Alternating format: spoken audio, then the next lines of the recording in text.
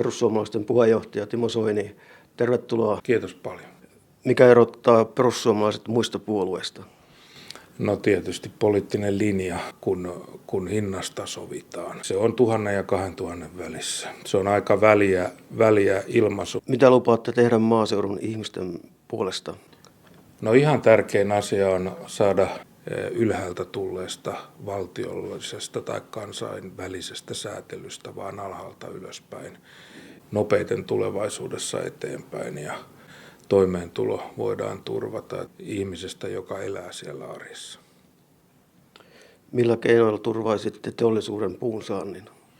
No tämä on hyvin tärkeä kysymys, joka oli aika kovakin vääntö täällä eduskunnassa juuri ennen loppua, että no tämä on just, että siitä tonnista se ei paljon enää heittänyt.